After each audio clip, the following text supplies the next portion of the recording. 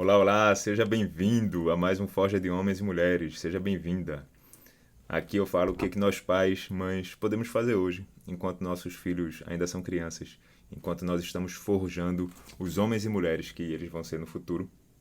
Eu sou o André Felipe e o tema de hoje foi uma mensagem, na verdade, que eu recebi no Insta de uma mãe que está nesse isolamento, está convivendo ali numa casa e o filho dela de 2 anos e meio está convivendo com um priminho e esse priminho não divide o brinquedo, grita, bate.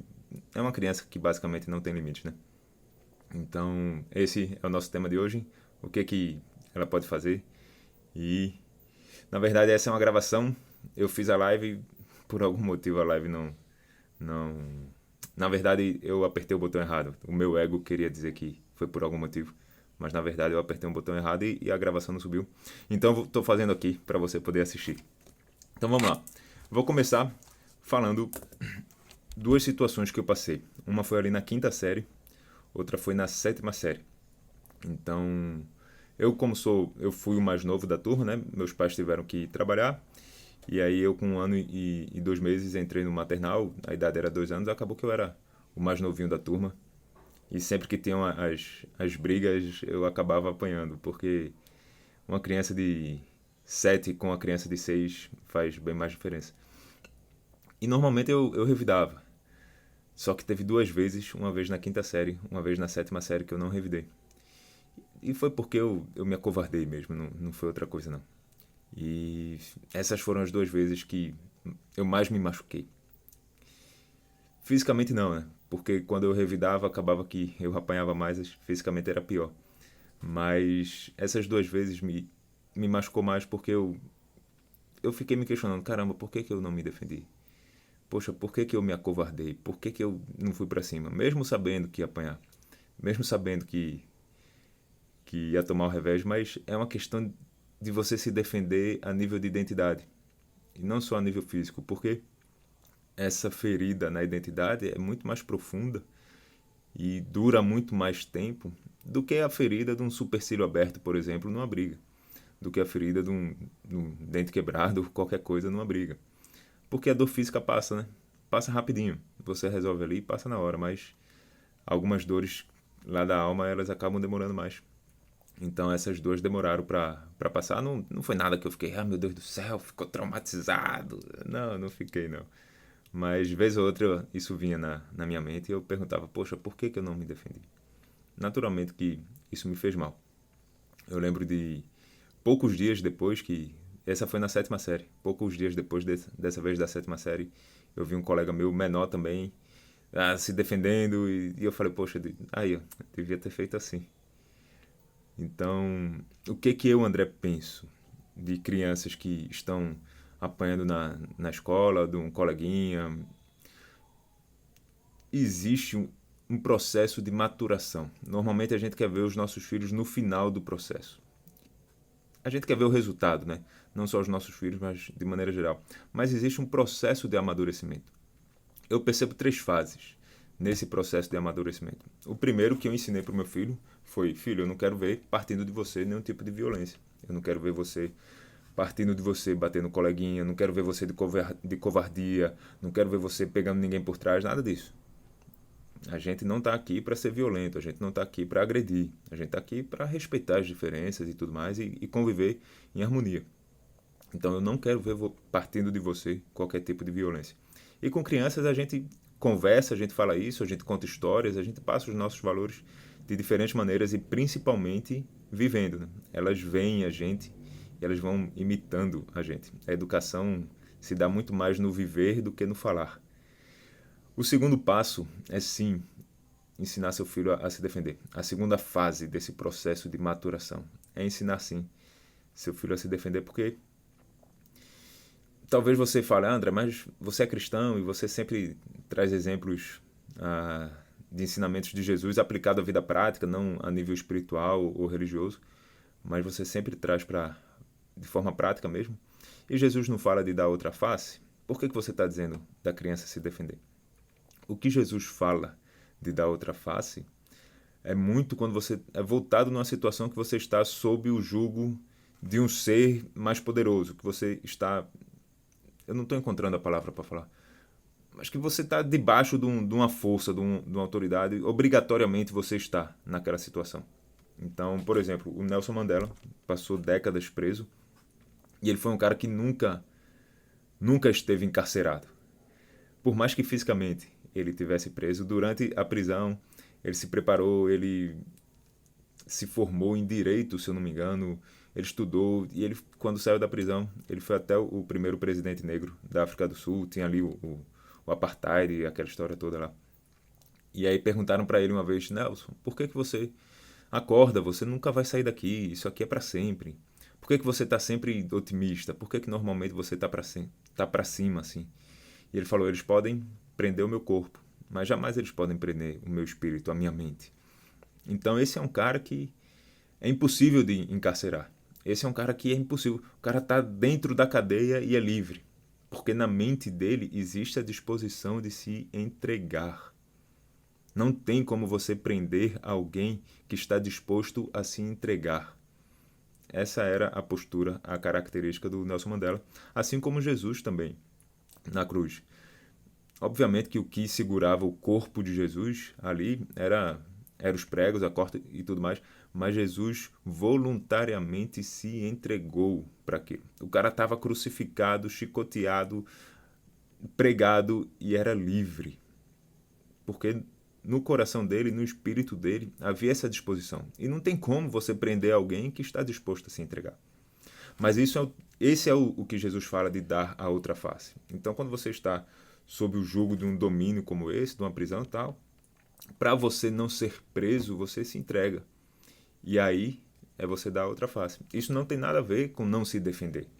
São coisas diferentes. E para a autoestima, para a segurança da criança e do adulto também, é importante que ela se defenda. É importante ela saber se defender, porque isso é muito mais importante para a identidade do que para o físico. Como eu falei, um supercílio aberto rapidinho cura. Sangra bastante, mas rapidinho cura. Algumas doenças na alma não curam tão fáceis assim. Então, sim, ensine o seu filho a se defender. É bom para o seu filho que ele se defenda. Eu lembro de uma vez que eu estava na casa de uns colegas, era turma do trabalho, não era nem pai. E aí tinha ali umas 3 crianças, se eu não me engano, pequenas, brincando. A gente estava num apartamento, batendo papo e tal. E aí teve um garoto de 1 ano e 3 meses, mais ou menos, que estava brincando, o outro coleguinha quis brincar com o brinquedo, ele não dividiu o brinquedo, ficou segurando e aquela situação ali de criança que você sabe, os dois querendo o brinquedo. E aí o pai desse garoto de 1 ano e pouquinho foi lá e deu uma tapa na mão do garoto. Porque o pai queria ensinar para o garoto que ele deve compartilhar e naturalmente que a gente tem que ensinar isso para os nossos filhos. Eu só não concordo com a metodologia que ele estava utilizando. Na época eu até achava que era melhor. Isso foi há uns bons anos, antes de eu ser pai. E até os 2 anos do Miguel, eu nunca tinha lido sobre educação de filhos, nada. Então, eu basicamente pensava que esse era o melhor modelo. Mas normalmente filhos de pais muito rígidos são crianças mais inseguras. Normalmente, não é que são crianças fracas. Não é isso. São crianças que aprendem a recompensa de se portar como fracas. Você percebe a diferença? Então esse garoto que estava querendo o brinquedo, não estava querendo abrir mão do brinquedo. Vai lá, toma uma tapa do pai, ele começa a se anular, ele começa a se portar como fraco para não pagar o preço de segurar a onda. E isso com um garoto pequeno E aí esse garoto vai aprendendo, né? Esse garoto naturalmente vai cedendo, ainda mais se for uma criança de uma personalidade mais tímida. Naturalmente que ela vai cedendo. Então, pais que são muito rígidos tendem a criar filhos que se tornem crianças inseguras. São essas pessoas passivas, essas pessoas, às vezes, agradadoras, que não sabem dizer não. Pessoas inseguras. E o outro lado não é o bom, não, viu? O outro lado, os filhos dos pais permissivos tendem a ser crianças agressivas. E agressivo não é ser seguro. Na verdade, os agressivos, eles são pessoas que são muito mais conflitadas. Porque dentro de casa, os pais conseguem colocá-lo num patamar, conseguem fazer o reizinho da casa. sem dar limites, fazendo tudo que a criança queira, mas quando chega na vida real não vai ser assim. E aí essa criança que não teve limites em casa, obrigatoriamente tem limites e as pessoas na rua não estão servindo, o mundo não está servindo ela, então ela acaba se frustrando e ela não sabe lidar com a frustração. Naturalmente que ela não vai performar no nível que ela possa performar. Isso não é ser uma pessoa segura, isso é ser uma pessoa insegura. E a família dessa mulher, a família desse cara sofre com, com esse egoísmo, porque as crianças são seres egocêntricos. Se elas forem ensinadas, elas vão se tornar seres de comunidade. Se não, vão se tornar seres egoístas. As crianças que não recebem limites acabam se tornando pessoas egoístas. E a família sofre na mão dessa turma. Eu me arrisco a dizer que a família sofre mais com esses do que com os filhos dos pais que são muito rígidos.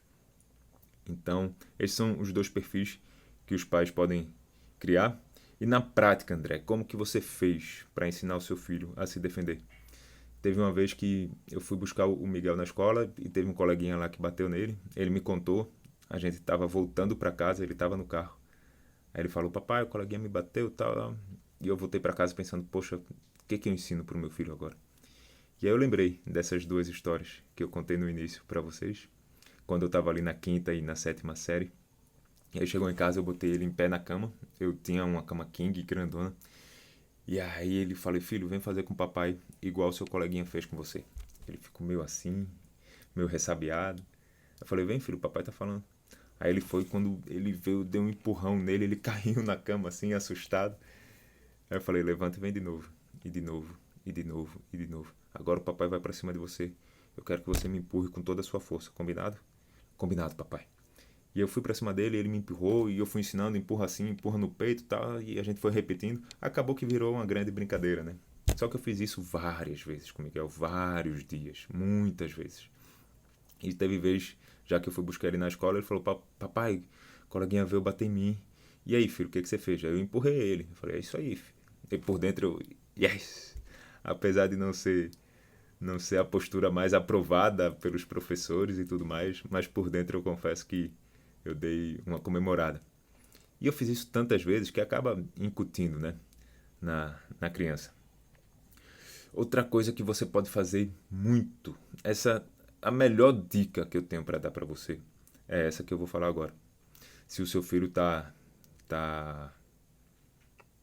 nesse processo de insegurança, é colocar ele para fazer um esporte, principalmente um jiu-jitsu ou jiu-jitsu, certo? Então, o esporte, ele é uma terapia maravilhosa. O esporte, você suar, esportes coletivos são muito bons, o senso de cooperação, mas para trazer segurança, nada melhor do que as artes marciais, principalmente o jiu-jitsu. Por que o jiu-jitsu é diferente das outras? O jiu-jitsu tem começo e fim no tatame, né? Então ele se encerra no tatame. O karatê, por exemplo, eu fiz por muitos anos karatê na minha adolescência. Mas o karatê você não dá o murro, você não finaliza, ele não tem um fim. Você aprende as técnicas, tudo tal. Quando tem ali a proteção, você ainda dá o murro ali com cuidado na outra pessoa. Mas você não finaliza o processo. E às vezes os garotos que não são bem trabalhados, eles podem querer finalizar esse processo na rua. E o jiu-jitsu termina no tatame. O jiu-jitsu você imobiliza, você força, ele tem um fim em cima do tatame. Por isso o jiu-jitsu é muito bom. E aí, somado a isso, a disciplina das artes marciais, somado a isso, os discursos que ele vai ouvir, ele vai começar a se perceber e vai naturalmente aflorar uma confiança nele. E quando você anda em confiança, existe uma energia, eu não sei bem como dizer, mas existe alguma coisa que chega primeiro do que você. Você anda em confiança, gente sente, bicho sente, ladrão sente, tem alguma coisa que exala da pessoa que anda em segurança que os outros seres sentem. E naturalmente esse é o maior benefício das artes marciais. Não é para o seu filho se defender fisicamente. É também, tá? É também para o seu filho se defender fisicamente, mas muito mais do que o corte no supercílio, o que machuca é o corte na alma. E a segurança cura isso na criança. Então isso é bom para o seu filho. Se você puder colocar ele num jiu-jitsu, coloque. Tem professores que já dão aula desde pequenininho. E obviamente preste atenção no professor que seja um mestre, né? Que não seja um agressor. Porque se o professor dele for alguém que tem a postura de agredir, aí o seu filho vai estar aprendendo valores que eu imagino que não sejam os valores que você quer passar para o seu filho. Mas se for um professor que tem a postura de proteger os seus, de se proteger, de cuidar, e essa é a filosofia que eu quero defender, aí sim, é um professor que vale a pena. Jiu-jitsu, inclusive, na tradução, é algo como a arte do gentil, a arte suave, alguma coisa assim. Porque ele não precisa dar o murro, ele não precisa dar o chute. Você aprende a se defender de maneira gentil. E se você pensar, mas aí então você não vai saber se defender. Quando veio, eu não sei se foi a luta livre ou o MMA, a família Gracie era tão segura de que o jiu-jitsu era a arte marcial mais competente que existia, que eles não classificaram por peso. E eu esqueci o nome do garoto, mas era um garoto, um Gracie mirradinho, pequeno, e ele lutando contra um cara grandão, muito mais pesado e naturalmente muito mais forte que ele, que tinha outra arte. E o jiu-jitsu, hoje, se você é um lutador de MMA, você não luta jiu-jitsu, você tá fora. Não tem nem como competir. Jiu-jitsu realmente é uma arte diferenciada, recomendo demais. Os esportes de uma maneira geral, mas o jiu-jitsu para o seu filho pode ser muito bom. André, o meu filho, ele tá no outro lado. O meu filho tá no time que é agressivo. Jiu-jitsu também. Porque ali ele vai tomar, ele vai perder, ele vai ter que se controlar e ele vai ouvir também os discursos e vai vir a disciplina. O jiu-jitsu também é muito bom. Agora, obviamente que você, enquanto pai e mãe, precisa ter uma postura de disciplina. Precisa entrar com a disciplina, precisa estabelecer limites. E limites é uma coisa boa para as crianças. As crianças precisam de limites. Então, se por algum motivo você não desenvolveu isso na educação do seu filho, você precisa desenvolver. Na live que eu fiz, que eu falei para você que não foi no ar, teve uma mãe que falou que o filho de 2 anos estava batendo nela. Batendo e arranhando. De vez em quando, não era sempre não. Ela comentou. Eu falei, cara, você não pode deixar. Ela, o que eu faço? Na prática, segura a mão do garoto, aqui assim, mais ou menos, no braço dele, quando ele for bater, e olhe fundo no olho dele e faça alguma coisa do tipo. Não faça isso! Não faça isso! Não pode bater. Na família da gente, a gente cuida. É carinho. Bater não. Bater não. Se você fizer isso com seu filho, ele vai assustar. Eu imagino que você nunca tenha feito uma postura dessa com ele. Ele vai tomar um susto. Mas ele vai aprender. André, ele vai ficar com raiva. Vai. Ele vai ficar triste. Vai. Deixa ele viver a frustração dele. Não tem problema. Mas ele vai aprender. Crianças precisam de limites. Agora, os limites vêm nas ações. As correções vêm nas ações. Não vêm na identidade da criança. Eu estou chateado com o que você fez. Não faça isso. Não é não seja assim. Não é você é violento. Não. Os limites vêm nas ações. Então, em linhas gerais, foi isso que eu compartilhei na live. Uma pena que perdeu os momentos de perguntas e respostas. Mas o conteúdo que eu falei foi isso. E se você tá nesse time que quer criar mais segurança no seu filho ou que quer aprender a estabelecer limites, você precisa trabalhar a um nível mais profundo. Aqui eu falei algumas coisas que estão um pouco mais na superfície, algumas dicas práticas do que você pode fazer, mas você precisa ir para o nível de identidade da criança, ir para um nível mais profundo. E eu vou falar sobre isso na série Forjando Filhos para a Vida, que vai estar no ar entre os dias 11 a 17 de maio. Então vai lá, se inscreve, vou deixar o link aqui embaixo da página. Participa, é de graça, só que vai ser numa página fechada, que aí a gente consegue eliminar os curiosos. Vai ter lá uma comunidade, um bate-papo, tudo para você fazer sua pergunta. Então, eu tenho certeza que a nível de identidade, que é o mais profundo, eu não consigo te falar aqui num momento de uma live, mas nessa série, que vão ser em 3 episódios, vai te ajudar demais. Essas são as dicas gerais que eu comentei. Uma pena que perdeu as perguntas e respostas, que foram bem ricas. Mas fica na paz, Deus abençoe você e a gente se encontra nas próximas lives. Valeu!